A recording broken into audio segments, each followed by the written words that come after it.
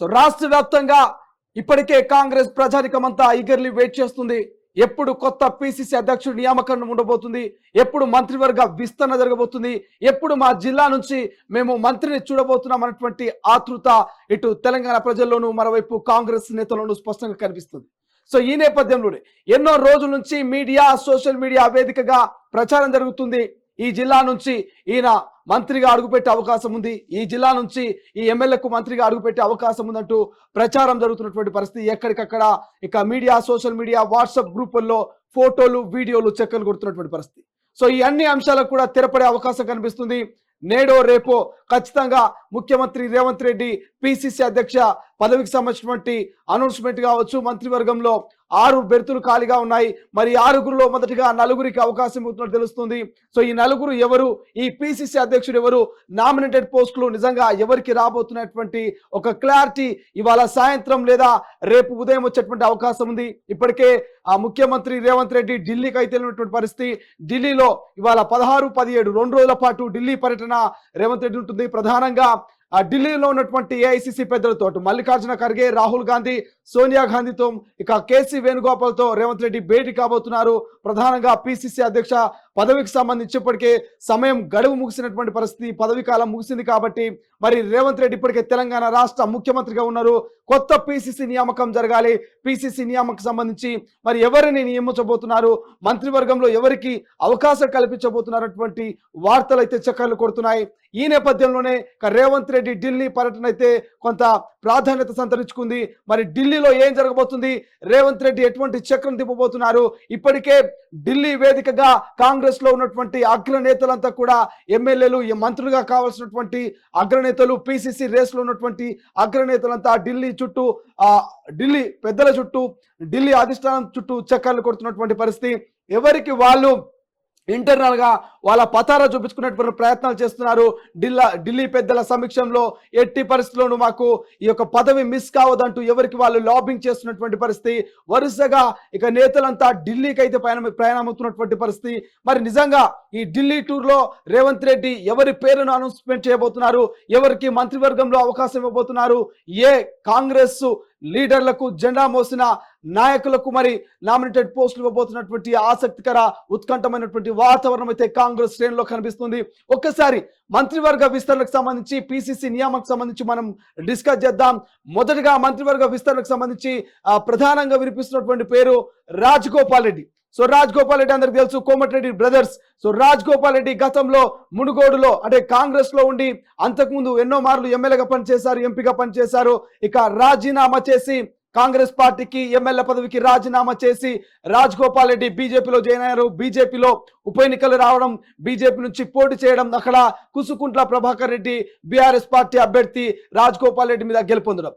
ఇదంతా కూడా 2018కి సంబంధించినటువంటి జనరల్ ఎన్నికల తర్వాత మళ్ళీ ఉప ఎన్నికలు రావడం, ఇక ఉప ఎన్నికల్లో కుసుకుంట్ల ప్రభాకర్ రెడ్డి గెలవడం, రాజగోపాల్ రెడ్డి ఓడిపోవడం. రీసెంట్ గా మళ్ళీ రాజగోపాల్ రెడ్డి కాంగ్రెస్ లో జాయిన్ అవ్వడం, కాంగ్రెస్ నుంచి ఎమ్మెల్యే అభ్యర్థిగా పోటీ చేసి మునుగోడు ఎమ్మెల్యేగా రాజగోపాల్ రెడ్డి గెలవడం. రాజగోపాల్ రెడ్డి గెలిచిన తర్వాత ఏదైతే ఎంపీ ఎన్నికలు రావడం, ఎంపీ ఎన్నికల్లో చామల కిరణ్ కుమార్ రెడ్డిని భువనగిరి ఎంపీగా గెలిపిస్తే ఖచ్చితంగా మంత్రివర్గంలో అవకాశం దక్కుతుందంటూ రేవంత్ రెడ్డి ఇచ్చినటువంటి హామీని నమ్ముకొని తన లాబింగ్ తను చేసుకుంటూ రాజగోపాల్ రెడ్డి కొంత బిజీగా ఉన్నట్టు తెలుస్తుంది. రాజగోపాల్ రెడ్డి ఖచ్చితంగా మంత్రివర్గంలో అడుగుపెట్టే అవకాశాలు స్పష్టంగా కనిపిస్తున్నాయి నల్గొండ ఉమ్మడి భువనగిరికి సంబంధించి. ఇక రాజగోపాల్ ఒకవేళ మంత్రివర్గంలో అడుగు పెడితే నాకు ఖచ్చితంగా హోంశాఖ ఇవ్వాలి అనేటువంటి డిమాండ్ చేస్తున్నారంటూ ప్రచారం జరుగుతుంది. ఇందులో ఎంతవరకు వాస్తవం ఉందనేది పక్కన పెడితే నిజంగా రాజగోపాల్ రెడ్డి మంత్రివర్గంలో అడుగుపెట్టే అవకాశం ఉందా అంటే అవుననే సమాధానాలు ఎక్కువగా వినిపిస్తున్నాయి. మరోవైపు రాజగోపాల్ రెడ్డికి ఒకవేళ హోంశాఖ ఇస్తే ఎలా ఉంటుంది? ఇప్పటికే మునుగోడు నియోజకవర్గంలో అంటే కాంగ్రెస్ పార్టీ గత ఎన్నికల్లో భాగంగా ఒక హామీని ఇచ్చింది. మేము అధికారంలోకి వస్తే బెల్ట్ షాపుల తుక్కు తీస్తాం, బెల్ట్ షాపులు ఎక్కడెక్కడ మూసివేస్తాం, బెల్ట్ షాపుల్ని అరికట్టి మద్యపాన నిషేధాన్ని గ్రామాల్లో చేసి మహిళల కళ్ళల్లో ఆనందం చూస్తాం, మహిళల కుటుంబంలో కొంత ఆర్థికంగా మేము మెరుగుపడే విధంగా ఇక ఖచ్చితంగా మద్య నిషేధాన్ని చేస్తాము.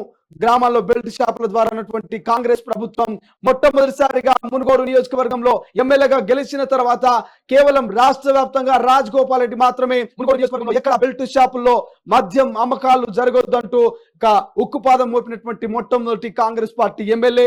ఇప్పటికే మునుగోడు నియోజకవర్గంలో ఎక్కడ కూడా మద్యం బెల్ట్ షాపుల్లో అమ్మకాలు అయితే జరగట్లేదు. ఒకవేళ అలా జరిగినా ఖచ్చితంగా అధికారులు దాని మీద యాక్షన్ తీసుకోవాలంటూ సీరియస్ గా ఎమ్మెల్యే రాజగోపాల్ రెడ్డి చెప్పడం, ఇప్పటికే ఆ యొక్క బెల్ట్ షాపులకు సంబంధించి వాళ్ళకు ఒక ఉపాధిని కూడా కల్పించడం జరిగింది.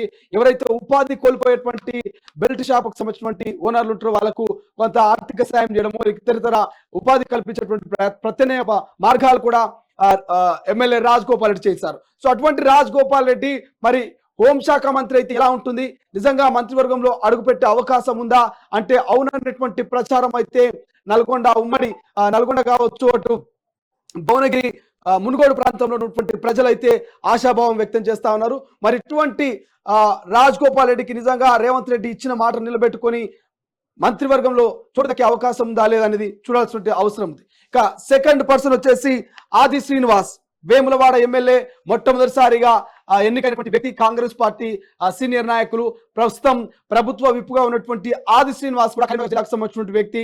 ఆది శ్రీనివాస్ ఖచ్చితంగా మున్నూరు సామాజిక వర్గానికి చెందినటువంటి వ్యక్తి కాబట్టి ఆది శ్రీనివాస్ కూడా ఖచ్చితంగా మంత్రివర్గంలో చోటు దక్కే అవకాశం ఉంది. బీసీల నేపథ్యంలో మున్నూరు కాపు సామాజిక వర్గానికి చెందినటువంటి ఆది శ్రీనివాసు వేములవాడ ఎమ్మెల్యే కాబట్టి ప్రభుత్వ విప్పుగా ఉన్నాడు. ప్రశ్నిస్తూ ఉన్నటువంటి మరి ఆది శ్రీనివాస్ ఖచ్చితంగా ఈ కొత్త మంత్రివర్గంలో కాంగ్రెస్ పార్టీ ఏర్పడినటువంటి ఈ మంత్రివర్గంలో ఖచ్చితంగా 6 బెర్తులు ఖాళీగా ఉన్నాయి. 6లో వేములవాడ ఎమ్మెల్యే ఆది శ్రీనివాస్ కూడా అవకాశం వచ్చే పరిస్థితి మనకు కనిపిస్తున్నటువంటి తీరు. ఎస్, నెక్స్ట్ బీర్ల ఐలయ్య, ఆలేరు నియోజకవర్గము, కొత్తగా ఎమ్మెల్యేగా ఎన్నికైనటువంటి వ్యక్తి.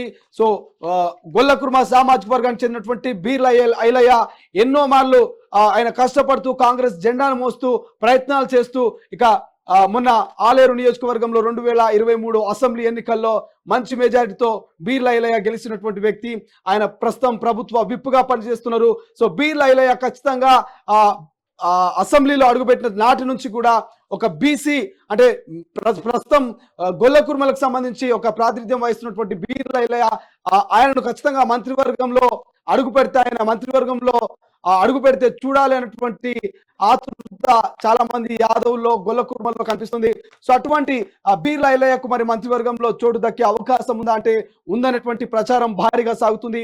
ఇప్పటి వరకు యాదవులు గొల్ల కుర్మలు లేనటువంటి మంత్రివర్గము ఎప్పుడూ లేదు. ప్రస్తుతం గొల్ల కుర్మ యాదవులు లేనటువంటి మంత్రివర్గం ప్రస్తుతం తెలంగాణలో ఉంది కాబట్టి ఖచ్చితంగా ఆ మంత్రివర్గంలో బీర్ల ఐలయ్య అడుగుపెట్టే అవకాశం అయితే స్పష్టంగా కనిపిస్తుంది. కొత్తగా ఎన్నికైనటువంటి ఎమ్మెల్యే, ఇక యువకుడు, ఆతృత ఉన్నటువంటి వ్యక్తి, చేయాలనేటువంటి పట్టుదల, కసి ఉన్నటువంటి వ్యక్తి కాబట్టి ఖచ్చితంగా కురుమ సామాజిక వర్గానికి చెందినటువంటి బీర్ల ఐలయ్య మంత్రివర్గంలో అడుగుపెట్టే అవకాశం మనకు స్పష్టంగా కనిపిస్తుంది. 6 ఖాళీల్లో ఓ ఖాళీగా ఉన్నటువంటి మంత్రివర్గం పోస్ట్ మాత్రం ఖచ్చితంగా బీర్ల ఐలయ్యకు వచ్చే అవకాశం కనిపిస్తుంది. ఎస్, మరో వ్యక్తి వాకిటి శ్రీహరి ముదిరాజ్. వాకిటి శ్రీహరి ముదిరాజ్ గురించి అందరికీ తెలిసిందే. నీలమధు ముదిరాజును గెలిపిస్తే ఖచ్చితంగా ముదిరాజులను అసెంబ్లీలో అంటే ముదిరాజులకు ఖచ్చితంగా మంత్రివర్గంలో అవకాశం కల్పిస్తామంటూ కూడా గతంలో ముఖ్యమంత్రి రేవంత్ రెడ్డి బహిరంగ సభలో చెప్పడం, ఇక ముదిరాజ్ సామాజిక వర్గానికి ఇక ఒక మంత్రి పదవి రాబోతున్నటువంటి ప్రచారం జరగడం, కానీ నీలం మధు ముదిరాజ్ అయితే ఓడిపోవడం జరిగింది. మెదక్ సామాజిక వర్గానికి సంబంధించి, మెదక్ పార్లమెంట్కి సంబంధించి అని ఓటమి పాలు పక్కన పెడితే మరి ముదిరాజులకు అయితే మంత్రివర్గంలో ఒక అవకాశం కల్పించాలి, ముదిరాజులకు కూడా ఒక ఛాన్స్ ఇవ్వాలి. కాబట్టి మరి ఇప్పటి వరకు ముదిరాజులు ఎవరు మంత్రివర్గంలో లేరు. మరి అటువంటి వాకిటి శ్రీహరి ముదిరాజ్కు మరి రేవంత్ రెడ్డి ఇచ్చిన మాట నిలబెట్టుకుంటాడా మరి ఏంటనేది చూడాలి. వాకిటి శ్రీహరి కూడా మొట్టమొదటిసారి ఎన్నికైనటువంటి మక్తల్ ఎమ్మెల్యే. ఎస్, మరో వ్యక్తి ప్రేమ్ సాగర్ రావు, మంచిర్యాలకు సంబంధించినటువంటి ఆ వ్యక్తి. ప్రేమ్ సాగర్ రావు కాంగ్రెస్ పార్టీ సీనియర్ నాయకులు, ప్రస్తుతం మంచిర్యాల ఎమ్మెల్యేగా పనిచేస్తా ఉన్నారు. మరి ప్రేమ్ సాగర్ రావు వెలమ సామాజిక వర్గానికి చెందినటువంటి వ్యక్తి. సో వెలమ సామాజిక వర్గానికి విషయానికి వస్తే దాదాపు 2-3 పోటీ కనిపిస్తుంది. మదర్ మోహన్ రావు కనిపిస్తుంది, బల్మూర్ వెంకట్ కూడా వెలమ సామాజిక వర్గము. సో ప్రేమ్ సాగర్ రావు, మదర్ మోహన్ రావు, అదేవిధంగా బల్మూర్ వెంకట్, ఈ ముగ్గురిలో ఎవరికొకరికి ఖచ్చితంగా మంత్రి పదవి దక్కే అవకాశం కనిపిస్తుంది. అందులో ప్రధానంగా బల్మూర్ వెంకట్ పేరు, ప్రేమ్ సాగర్ రావు పేరు వినిపిస్తుంది. బల్మూర్ వెంకట్ అందరికీ తెలిసిందే. NSU స్టేట్ ప్రెసిడెంట్ గా 10 ఏళ్ల పాటు పనిచేశాడు. ఎన్నో ఉద్యమాలు, విద్యార్థి ఉద్యమాలు చేశాడు. ఎన్నోసారి పోలీసుల లాఠీ చార్జులు, పోలీసుల దెబ్బలు తిని వెన్నుముక సైతం విరిగినటువంటి పరిస్థితి. ఆయన దాదాపు ఒక 1 వీక్ హాస్పిటల్ వచ్చిన వ్యక్తి. సో అటువంటి బల్మూర్ వెంకట్ కు రీసెంట్ గా నామినేటెడ్ పోస్ట్ ఎమ్మెల్సీ ఇచ్చినటువంటి పరిస్థితి. ఎమ్మెల్సీ అనంతరం ఆయనను మంత్రివర్గంలోకి తీసుకునే ప్రచారం కూడా పెద్ద ఎత్తున కొనసాగుతుంది. ఓవైపు ప్రేమ్ సాగర్ రావు, మరోవైపు మదన్ మోహన్ రావు, ఇంకోవైపు బల్మూర్ వెంకట్. ఈ ముగ్గురు రావుల్లో ఏదైనా ఒకరికి, వెలమ సామాజిక వర్గం చెందినటువంటి ఈ ముగ్గురులో ఎవరికైనా ఒకరికి మంత్రివర్గంలో అవకాశం ఇచ్చే పరిస్థితి మనకు కనిపిస్తుంది. ఇక ప్రేమ్ సాగర్ రావు కూడా సీనియర్ నాయకులు, ఆర్థికంగా బలంగా ఉన్నటువంటి వ్యక్తి. అటువంటి ప్రేమ్ సాగర్ రావుకు మంత్రి పదవి ఇస్తే సీనియర్ కాబట్టి బాగుంటుందనేటువంటి ఉద్దేశం కూడా పెద్ద ఎత్తున చర్చ అవుతుంది. కాబట్టి మరి ప్రేమ్ సాగర్ రావు కూడా మంత్రివర్గంలో చోటు దక్కే పరిస్థితి మనకు కనిపిస్తుంది. Yes right. ఒక్కసారి ఇక మల్రెడ్డి రంగారెడ్డి విషయానికి వస్తే, ఇబ్రహీంపట్నం ఎమ్మెల్యే మల్రెడ్డి రంగారెడ్డి ఈయన దాదాపుగా ఒక 2-3 సార్లు, నాకు తెలిసి ఒక 3-4 సార్లు ఎమ్మెల్యేగా ఎన్నికైనటువంటి సీనియర్ నాయకులు. మల్రెడ్డి రంగారెడ్డి ఉమ్మడి రంగారెడ్డి జిల్లాకు సంబంధించిన నాయకులు. గ్రేటర్ హైదరాబాద్ పరిధిలోనే ఇబ్రహీంపట్నం ఉంటుంది. మల్రెడ్డి రంగారెడ్డి కూడా ఖచ్చితంగా మంత్రివర్గంలో అడుగుపెట్టే అవకాశం కనిపిస్తుంది. మల్రెడ్డి రంగారెడ్డికి ఖచ్చితంగా మంత్రివర్గంలో చోటు దక్కించాలి, చోటు ఇవ్వాలి అనేటువంటి ప్రచారం కూడా పెద్ద ఎత్తున నడుస్తుంది. కాబట్టి మరి మల్రెడ్డి రంగారెడ్డికి నిజంగా అంటే రెడ్డి సామాజిక వర్గాన్ని పక్కన పెడితే సీనియర్ నాయకులు, ఇక రంగారెడ్డి జిల్లాలో ఒక 2-3 సార్లు వరుసగా గెలిచినటువంటి వ్యక్తి. అటువంటి మల్రెడ్డి రంగారెడ్డికి నిజంగా మంత్రివర్గంలో కాంగ్రెస్ పార్టీ మరి ముఖ్యమంత్రి రేవంత్ రెడ్డి అవకాశం కల్పిస్తారా లేదా చూడాల్సిన అవసరం ఉంది. దాంతో పాటుగా బాలు నాయక్ దేవరకొండ లంబాడా సామాజిక వర్గానికి చెందినటువంటి నాయకులు. మరి బాలు నాయక్ కూడా మంత్రివర్గ రేస్లో ఉన్నట్టు తెలుస్తుంది. బాలు నాయక్ మరి మంత్రివర్గంలో నిజంగా అవకాశం ఇస్తారా లేదనేటువంటి చర్చ నడుస్తుంది. ఎందుకంటే ప్రధానంగా పిసిసి అధ్యక్ష పదవి లంబాడలు ఇంతవరకు ఎవరు చేయలేదు. ఖచ్చితంగా బలరాం నాయక్ పిసిసి పదవి ఇవ్వాలన్నటువంటి డిమాండ్ వస్తుంది. ఒకవేళ బలరాం నాయక్ పిసిసి పదవి ఒకవేళ ఇస్తే ఇక్కడ బాలు నాయక్ మంత్రివర్గంలో చోటు దక్కే అవకాశం లేదు. ఒకవేళ బలరాం నాయక్ పిసిసి ఇవ్వకపోతే మాత్రం ఖచ్చితంగా బాలు నాయక్ మంత్రివర్గంలో చోటు దక్కే అవకాశం మనకు స్పష్టంగా కనిపిస్తోంది. ఎస్, మరొక పేరు సుదర్శన్ రెడ్డి నిజామాబాద్. సుదర్శన్ రెడ్డి పేరు కూడా ప్రధానంగా వినిపిస్తుంది.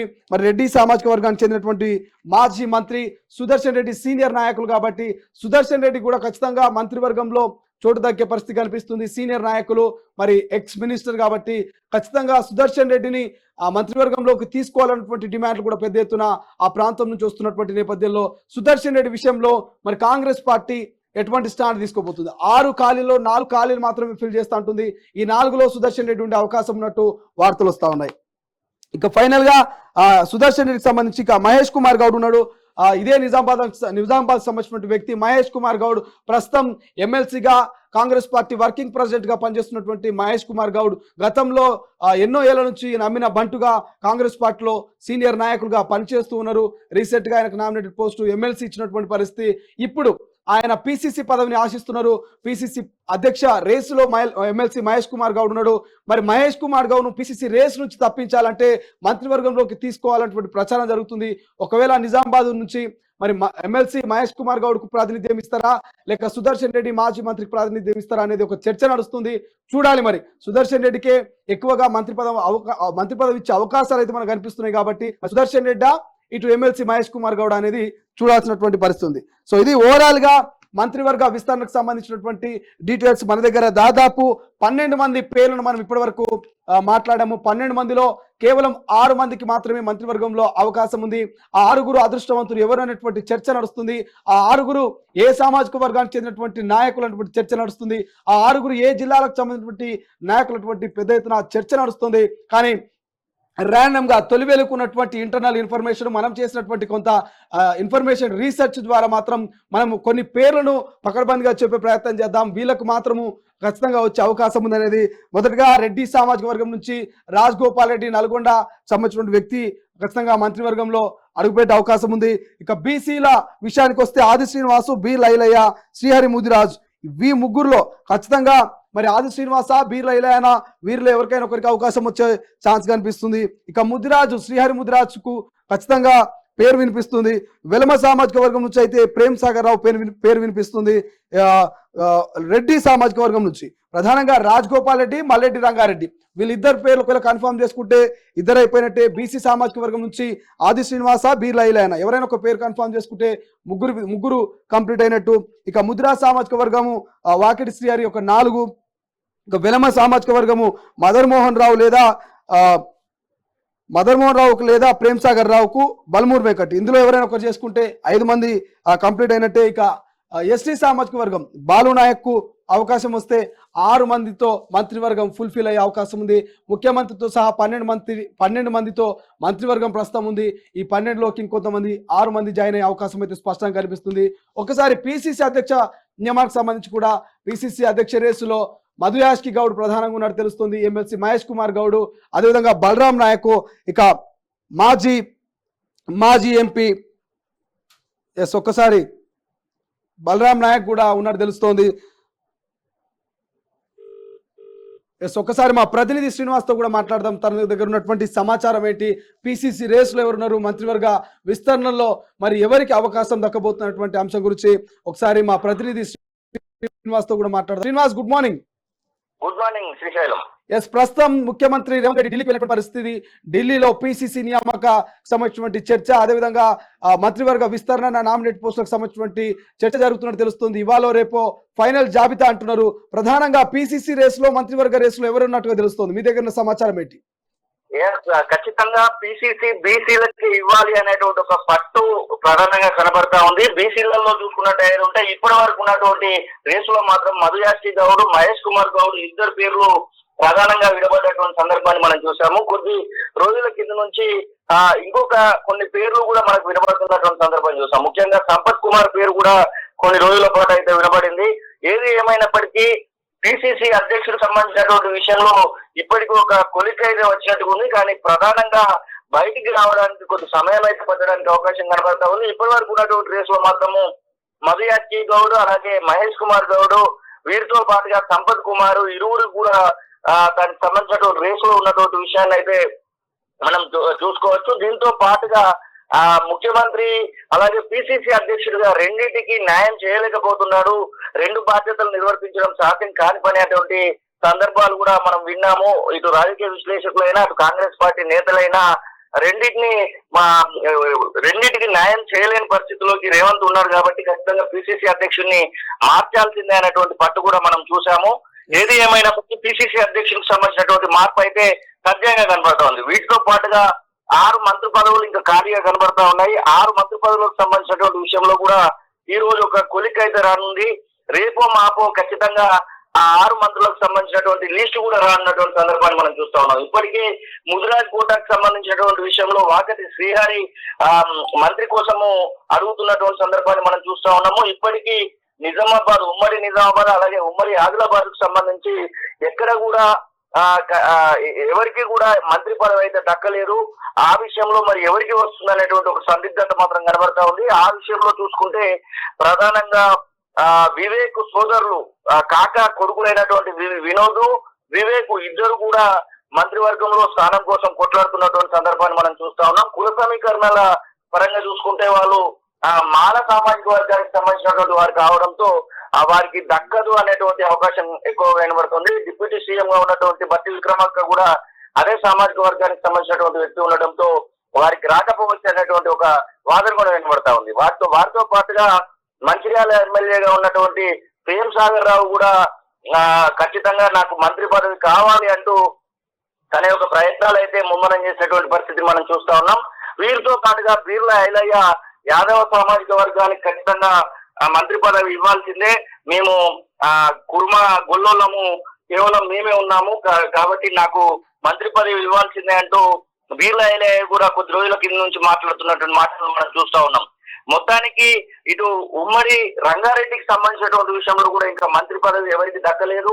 వీరితో పాటుగా మైనారిటీ కులానికి సంబంధించినటువంటి మంత్రి పదవి కూడా ఇంకెవరికి దక్కలేదు.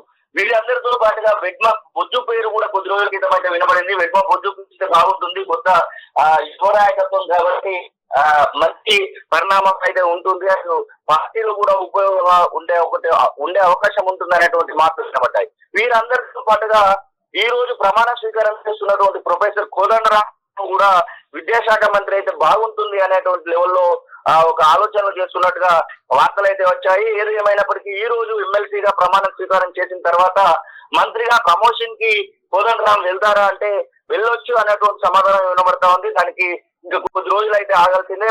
మొత్తానికి 6 మంత్రులకు సంబంధించినటువంటి విస్తరణ కూడా ఈ రోజు రేపు ఉన్నటువంటి విషయంలో మనం అయితే కనబడతా ఉన్నాం. మొత్తం మీద ఉన్నటువంటి పిసిసి అధ్యక్ష పదవి, దాంతో పాటుగా మంత్రులు, వీటితో పాటుగా చీఫ్ విప్, అలాగే వైస్ చీఫ్ విప్, ఇట్లా విప్లకు సంబంధించినటువంటి విషయంలో కూడా ఒక క్లారిటీ అయితే రానుంది. ప్రతి దాని విషయంలో వీటన్నిటితో పాటుగా కార్పొరేషన్ చైర్మన్లకు సంబంధించినటువంటి విషయంలో కూడా ఈ రోజు వార్తలు అయితే వస్తా ఉన్నాయి. కార్పొరేషన్ చైర్మన్లకు సంబంధించి కూడా ఈ రోజు రేపు అవి కూడా విడుదల చేయనున్నటువంటి సందర్భాన్ని అయితే మనం చూస్తా ఉన్నాం. మొత్తం మీద కాంగ్రెస్ పార్టీలో గతంలో నుంచి కొనసాగినటువంటి వాళ్ళకి న్యాయం చేసే విధంగానే మా యొక్క ప్రణాళిక ఉంటుందని ఇప్పటికే పిసిసి అధ్యక్షుడు మొదటి నుంచి జెండా మూసినటువంటి వాళ్ళకి ఖచ్చితంగా న్యాయం చేస్తామనేటువంటి మాటను చెప్తున్నటువంటి సందర్భాన్ని అయితే మనం చూస్తా ఉన్నాం. Srisailam. Yes, thank you so much Srinivas. మా ప్రతినిధి శ్రీనివాస్ చెప్పినట్టుగా ఈరోజు పదవి బాధ్యతలు చేయబోతున్నటువంటి, ప్రమాణ స్వీకారం చేయబోతున్నటువంటి ఎమ్మెల్సీగా గ్రీన్ సిగ్నల్ అయితే మనకు రావడం జరిగింది సుప్రీంకోర్టు ద్వారా. చూస్తా ఉన్నాము. ఏదైతే కోదండరామ్ కూడా ఖచ్చితంగా ఎమ్మెల్సీ అనంతరం ప్రమోషన్ రేస్లో అంటే పిసిసి ఏదైతే మంత్రివర్గ విస్తరణలో కూడా కోదండరాంకు అవకాశం దక్కే పరిస్థితి మనకు కనిపిస్తుంది. భవిష్యత్తులో అంటే ఇప్పుడు 4 మాత్రమే మంత్రివర్గ విస్తరణ పదవులను భర్తీ చేయబోతున్నారు. ఈ 4 తర్వాత ఇంకో 2 పెండింగ్లో ఉంటాయి. ఆ 2 మంత్రివర్గ విస్తరణలో ఒకవేళ కోదండరాం అవకాశం కూడా ఉండొచ్చు. ఆయన కూడా ఆ 2 ఖాళీ సీట్లలో కోదండరాము ఖర్చు చేసే అవకాశం ఉన్నట్టుగా మనకు స్పష్టంగా తెలుస్తుంది. ఓవరాల్గా మనం చూసినటువంటి పేర్లు, మనం చెప్పినటువంటి పేర్లలో దాదాపు ఒక 4 మాత్రం ఖచ్చితంగా మంత్రివర్గంలో అడుగుపెట్టే అవకాశం ఉంది. ఇవాళ సాయంత్రం లేదా రేపు సాయంత్రం వరకు ఖచ్చితంగా పిసిసి అధ్యక్షుడికి సంబంధించినటువంటి పేరు ఖరారు కావచ్చు. మంత్రివర్గ విస్తరణలో ఎవరెవరికి అవకాశం కల్పించబోతున్నారు, నామినేటెడ్ పోస్టులకు సంబంధించినటువంటి జాబితా అయితే విడుదలయ్యేటువంటి అవకాశం మనకు స్పష్టంగా కనిపిస్తుంది. అసలైన తొలి వెలుగు. ఫాలో వాట్సాప్ @తొలి వెలుగు అఫీషియల్.